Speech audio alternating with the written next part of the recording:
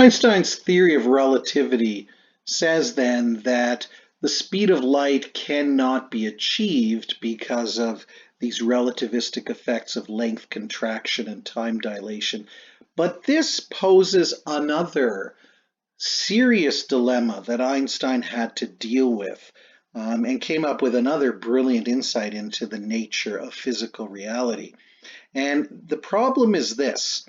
If you have a spaceship and you want to accelerate it, you want to make it go faster, how do you do that? Well, it's obvious. You pump in energy.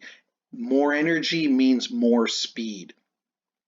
And that works until you get close to the speed of light. Then you run into a problem because you can keep pumping in the same amount of energy, and instead of getting the same acceleration, you may get a little bit closer, little bit closer, little bit closer to the speed of light, but no matter how much energy you pump in, you'll never actually get to the speed of light. And the closer you get to the speed of light, when you pump in the same amount of energy, you get less and less and less speed in return for it. So that raises the question then of where does this energy go? It's not showing up as speed. You're pumping in the same amount of energy, but getting less and less and less acceleration in return. So is the energy just disappearing? Well, that would violate one of the basic laws of physics, that energy cannot be created or destroyed. That's the first law of thermodynamics. So where does it go? Well, Einstein puzzled over this until he came up with his third relativistic effect, which is mass increase. Mass increase says that energy is actually turned into matter, so that the mass, the stuff of the object, increases as it moves faster. And this is the idea behind his famous equation, the most famous equation in science, which many, many people know, but very few people understand. E equals mc squared.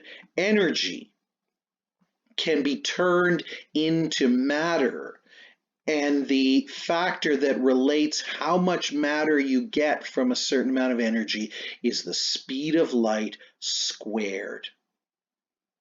Now, a couple of things come out of this. One is that you can get a whole lot of energy from a small amount of matter because you're multiplying it by the square of the speed of light. The speed of light, you know, is a very, very big number. Square a very big number and you get a very, very, very, very big number. Multiply that by even a small amount of matter and you get a very, very large amount of energy.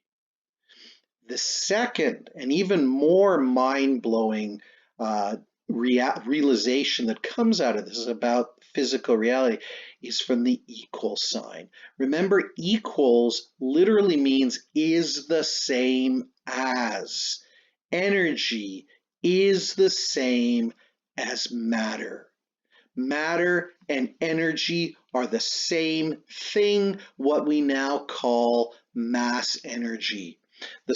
We think of matter and energy as two completely different things. Matter is stuff. Energy is what makes that stuff do anything. Matter is particles.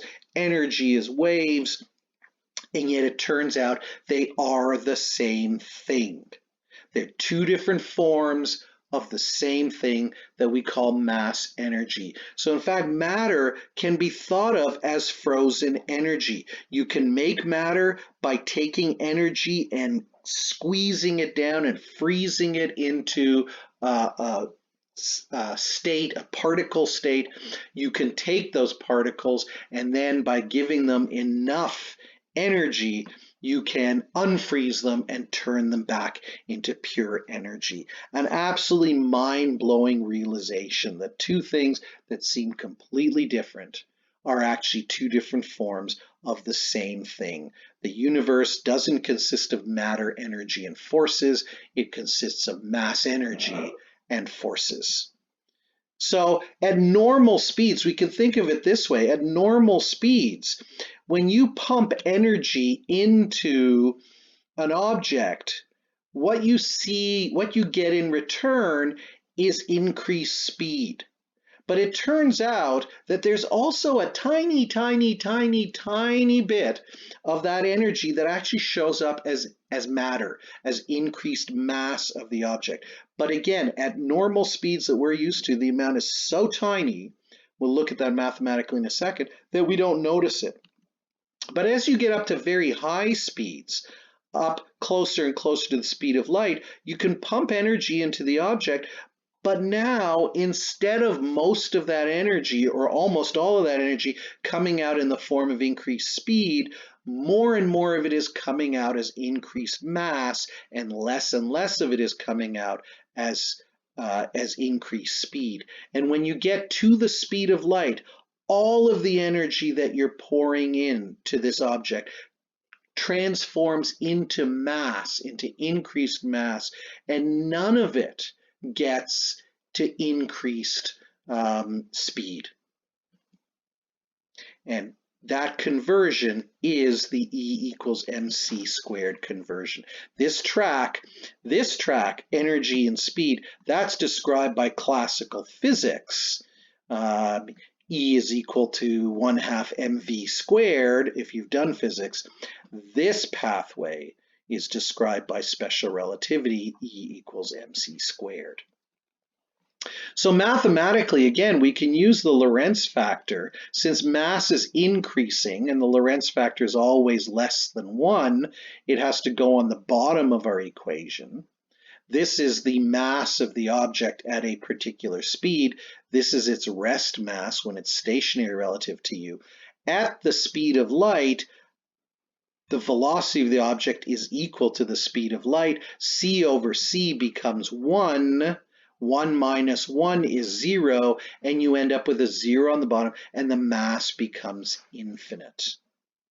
And this is why you cannot even reach the speed of light, because to get to an infinite mass, you would need how much energy? You would need infinite energy to accelerate an object to an infinite mass.